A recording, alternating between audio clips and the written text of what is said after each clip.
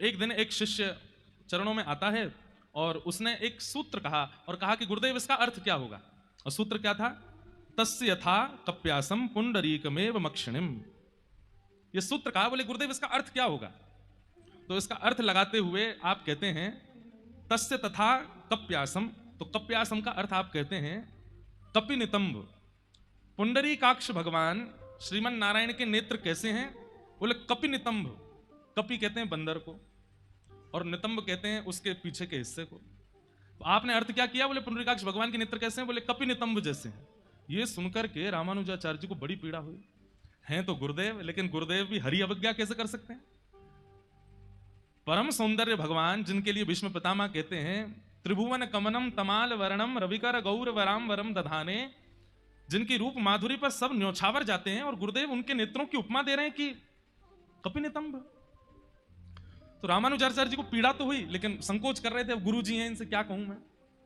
लेकिन एक दिन उदास बैठे थे तो गुरुदेव ने पूछा क्या बात है रामानुजाचार्य जी, आप बड़े उदास बैठे हैं? बोले गुरुदेव क्षमा करें, मैं सह नहीं पा, मैं इतना प्रेम करता हूं ठाकुर जी से कि उनके रूप की ऐसी विचित्र उपमा आपके मुख से सुन के मुझे बहुत पीड़ा हुई।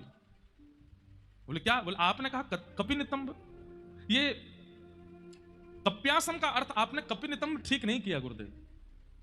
यादव प्रकाश जी, अच्छा 4 दिन का पढ़ा लिखा हमसे ज्यादा विद्वान बनता है, कप्यासम का अर्थ तुम करके बताओ। तो रामानुजाचार्य जी बोले गुरुदेव पहले तो क्षमा प्रार्थी हूं, आपके सन्मुख कुछ कहने का दृष्टता कर रहा हूं, लेकिन हमारी संस्कृत भाषा में एक सौंदर्य है कि अगर कोई संस्कृतज्ञ है तो वो एक शब्द के अनेक अर्थ कर सकता है। गुरुदेव यदि कप्यासम शब्द कहीं और के लिए प्रयोग किया जाता तो वहां आप इस अर्थ को करते तो ठीक, लेकिन जब पहले ही कह दिया गया है कि पुंडरीकाक्ष भगवान, तो यहां पर आपको अपनी व्याकरण के कई सूत्रों को लगाकर के उत्तर इसका अर्थ अलग करना चाहिए था। बोले तो तुम करके दिखाओ कप्यासम का अर्थ क्या होगा। तो श्री रामानुजाचार्य जी बोले कम जलम पिबती, कम जलम पिबती कपि। जो जल का पान करता है, कम यानी कि जलम, और उसका जो पान करता है, बोले कौन? सूर्य। बोले सूर्य सदा जल को अपनी ओर अपने ताप से खींचता रहता है, वो जल उड़ उड़ करके सूर्य की ओर जाता रहता है।